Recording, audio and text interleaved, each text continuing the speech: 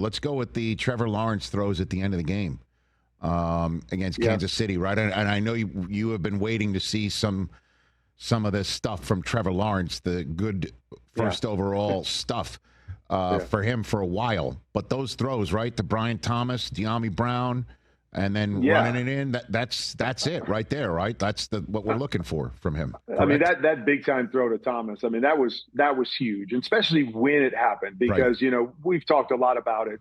And I haven't been ready to put Trevor in that upper echelon just yet. Now, he shows moments, he shows glimpses of everything you want in an elite big time quarterback, and he shows them every week.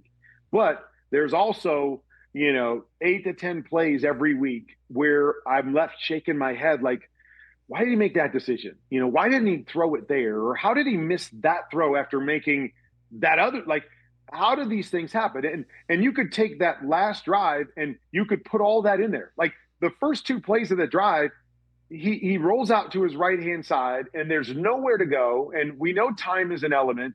And instead of just running out of bounds, he turns up the field and gets tackled, right where he's at. Okay, so now the clock's going. So then the next play, he rolls to his left-hand side. There's nothing there. Just throw the ball away and stop the clock. And he tries to run again, and he loses 3 yards on the play. And you're just kind of shaking your head like, oh, my gosh, what are we doing in this 2-minute drill? Like, we got to save time. And then the next play is this dime that he drops to Brian Thomas for 40 yards down the sideline that's perfect.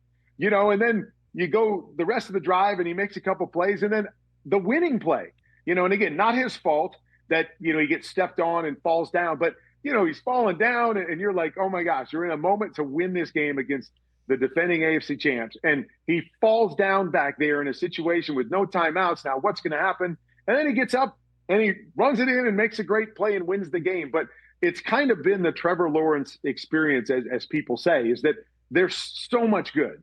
But then there's always these things that leave you scratching your head. And that's the next step for Trevor, is to eliminate those things that show up each week that, can be game-changing plays, negatively for your football team. And those didn't cost him in this game. But those first 2 plays, you're like, man, this is exactly the opposite of how we want to start a 2-minute drive.